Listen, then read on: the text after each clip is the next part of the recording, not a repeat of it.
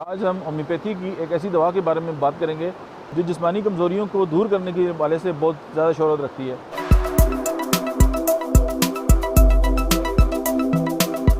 बिस्मिल्लाहिर्रहमानिर्रहीम, अस्सलाम वालेकुम। मेरा नाम डॉक्टर अहमद एजाज़ है और आज हम होम्योपैथी की एक ऐसी दवा के बारे में बात करेंगे जो जिस्मानी कमज़ोरियों को दूर करने के हवाले से बहुत ज़्यादा शोहरत रखती है।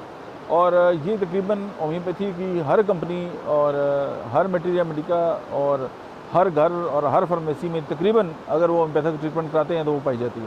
उसका नाम है अल्फ़ल्फ़ा। अल्फ़ल्फ़ा जो है वो खून की कमी या इंसोम की बहुत बड़ी दवाई है। और अगर खून की कमी के साथ जो है वो नींद की कमी आ जाए और लॉस ऑफ एपिटाइट हो जाए या मेल न्यूट्रिशन, यानी खुराक तो इंसान खा रहा है लेकिन उसकी जिस्म का ऐसा नहीं बनती, तो उस वक्त भी ये अल्फ़ल्फ़ा जो है वो इंडिकेट की जाती है।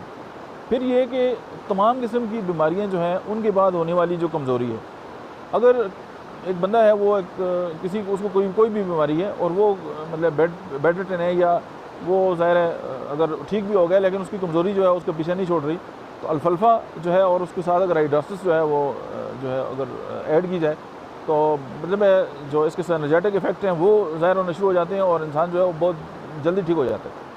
अच्छा, जो न्यूट्रिशनल डिसऑर्डर्स हैं, यानी मतलब ग़िज़ा के साथ जितनी भी रिलेटेड जो बीमारियां हैं उनमें भी इसका बहुत बड़ा अमल दखल है। फिर वीकनेस जो है, एनोरेक्सिया जो है, बुलिमिया, उसके बाद हाइपोग्लाइसीमिया।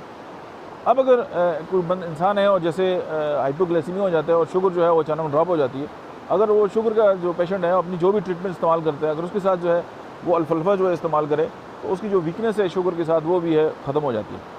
और आज के लिए इतना ही। Thank you very much.